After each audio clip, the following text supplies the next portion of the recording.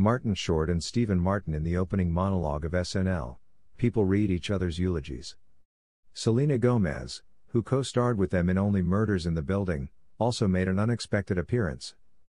Martin Short and Steve Martin gave it their all during their combined opening monologue for Saturday Night Live, reading each other's eulogies and shocking the audience with Selena Gomez's surprise entrance. The comedians took a moment to reflect on their previous SNL hosting roles before digging into each other's eulogies on December 10.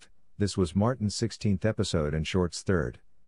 "You see, we are like Harry and Meghan," Short stated in reference to the couple's forthcoming Netflix docuseries. "Nobody is pulling for us, but you'll watch nevertheless." Martin continued to make light of the situation by joking that for him, working with Short is like watching the World Cup, he just can't get into it. Martin responded that Short can't since he won't live forever when Short said he loves working with him and wants they could do it forever.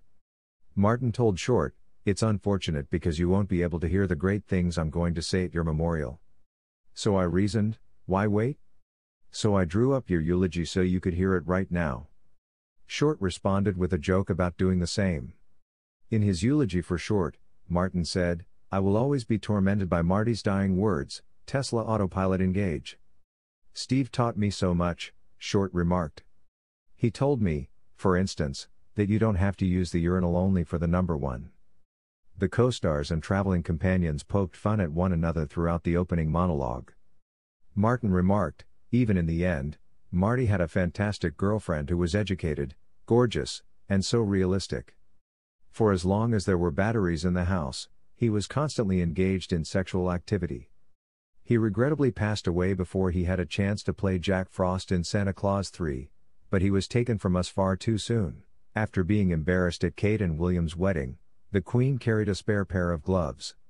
An estimated 26 million people in the UK alone watched the royal wedding of Prince William and Kate Middleton.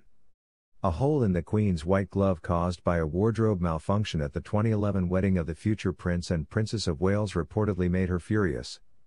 The late Queen made sure the accident never happened again by always bringing a backup pair of gloves to all royal occasions after only seeing the issue herself. The late monarch was not pleased that no one on her style staff had caught the mistake in her left-hand glove.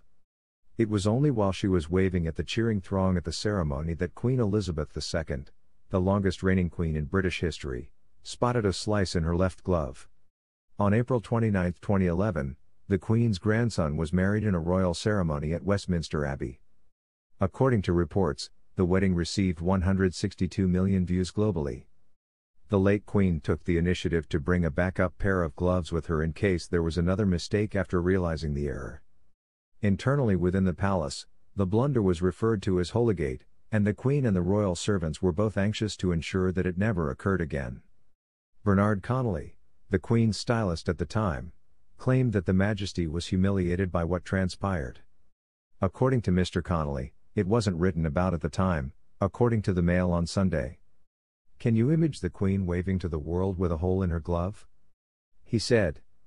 "You wouldn't do that at a fashion show or a photo session, and you most definitely wouldn't do it to a queen," she said. The future king getting married, he continued, was not just any engagement.